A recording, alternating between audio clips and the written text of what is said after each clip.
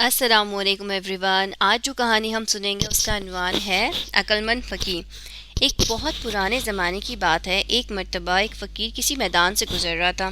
اسے دو سوداگر نظر آئے۔ اس نے سوداگروں سے پوچھا، بھائیوں کیا تمہارا اونٹ کھو گیا ہے؟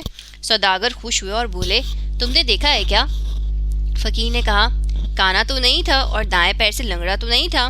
ان سوداگروں کو یقین ہو گیا کہ اس نے اونٹ دیکھا ہے، لہٰذا اسی سے معلوم کیا جائے۔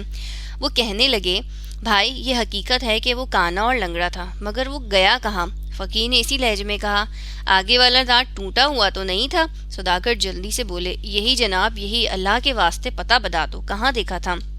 فقیر نے ایک مرتبہ پھر اسی انداز میں کہا، ایک طرف شہر کے ڈبے اور دوسری طرف گندم کی بوری لدی ہوئی تھی۔ اب دونوں کو پکا یقین ہو گیا۔ یہ کہنے لگے کہ فقیر بابا اب جلدی سے ہمیں چل کر بتائیں کہ اونٹ کہاں ہے۔ فقیر نے کہا، بھائی اگر سچ پوچھو تو نہ میں نے تمہارے اونٹ کو دیکھا ہے اور نہ اس کے بارے میں سنا ہے۔ میں اب بھی تم دونوں سے سن رہا ہوں کہ تمہارا اونٹ کھو گیا ہے۔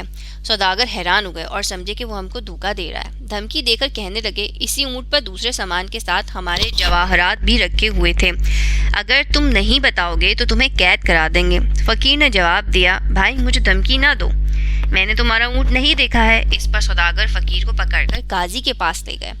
قاضی کو بھی فقیر نے وہی باتیں بتائیں۔ جب تم نے اونٹ دیکھا ہی نہیں تو اس کے بارے میں اتنی صحیح باتیں کیوں بتا رہے ہو؟ قاضی نے تعجب سے پوچھا۔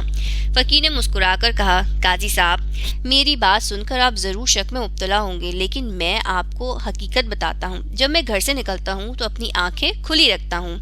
آج صبح میں ایک جگہ سے گزر رہا تھا تو میں نے دیکھا کہ اونٹ کے پیروں کے نشان تو موجود ہیں، لیکن کسی آدمی کے پیروں کے نشان نہیں ہیں، جس سے پتہ چلا کہ اونٹ رسی توڑا کر بھاگ گیا ہے۔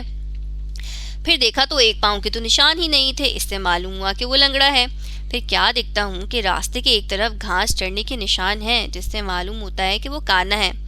دانت کے ٹوٹنے کا علم اس طرح سے ہوا کہ اس نے جس پودے کو کھانے کی کوشش کی، اس کے کچھ پتے باقی رہ گئے تھے، اور سامان کا پتہ اس طرح چلا کہ ایک طرف چیٹیوں کی آمد و رفت تھی، جس سے معلوم ہوا کہ اس طرف اناج ہے، اور دوسری طرف شہد کی مکھیاں تھیں، جس سے معلوم ہوا کہ وہاں شہد ضرور ہوگا۔